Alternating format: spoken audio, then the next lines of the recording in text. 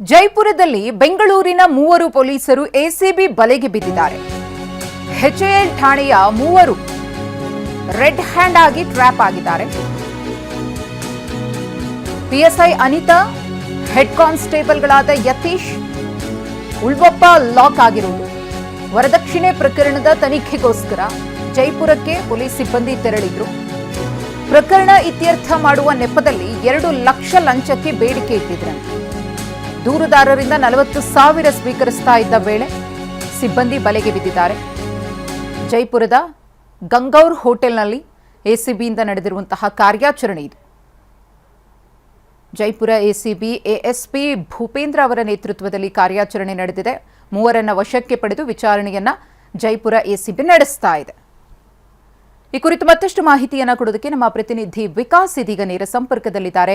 ವಿಕಾಸ್, ಯಾವ ರೀತಿಯಾಗಿ ಎಸಿಬಿ ಅಧಿಕಾರಿಗಳಿಗೆ ಖಚಿತ ಮಾಹಿತಿ ಸಿಕ್ತು ಅಂತ ಹೇಳಿ ಈ ರೀತಿ ಲಂಚಕ್ಕೆ ಬೇಡಿಕೆ ಇಟ್ಟಿದ್ದಾರೆ ಅನ್ನೋದು ಹೇಗೆ ಗೊತ್ತಾಯಿತು? ಯಾರಾದರೂ ದೂರು ಕೊಟ್ಟಿದ್ರಾ ಮುಂಚಿತವಾಗಿ?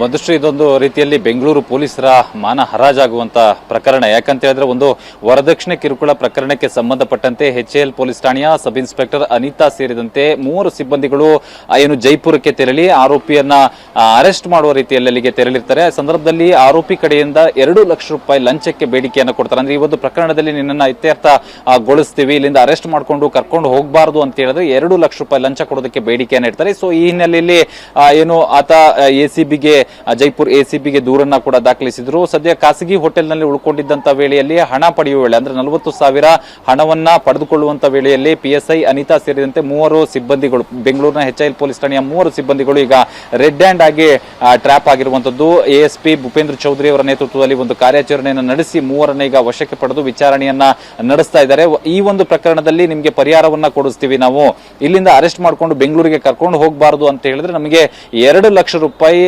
ಲಂಚವನ್ನ ಕೊಡಬೇಕು ಅಂತೇಳಿ ಅನಿತಾ ಮತ್ತು ಏನು ಕಾನ್ಸ್ಟೇಬಲ್ಸ್ ಇಬ್ರು ಕೂಡ ಒಂದು ಲಂಚಕ್ಕೆ ಬೇಡಿಕೆಯನ್ನು ಇಟ್ಟು ಬೆದರಿಕೆಯನ್ನು ಹಾಕಿದ್ರು. ಸೊ ಹಿನ್ನೆಲೆ ದೂರನ್ನು ದಾಖಲಿಸಿಕೊಂಡಿದ್ರು ಮತ್ತು ದಾಳಿಯನ್ನು ನಡೆಸಿ ಈಗ 3ರನ್ನು ಕೂಡ ವಶಕ್ಕೆ ಪಡೆದು ಎಸಿಬಿ ಕಚೇರಿಯಲ್ಲಿ 3ರನ್ನ ಹೆಚ್ಚಿನ ವಿಚಾರಣೆಯನ್ನು ನಡೆಸಲಾಗುತ್ತಿರುವಂತದ್ದು. ಮಧುಶ್ರೀ, ಧನ್ಯವಾದ ವಿಕಾಸ್ ತಮ್ಮ ಮಾಹಿತಿಗಾಗಿ.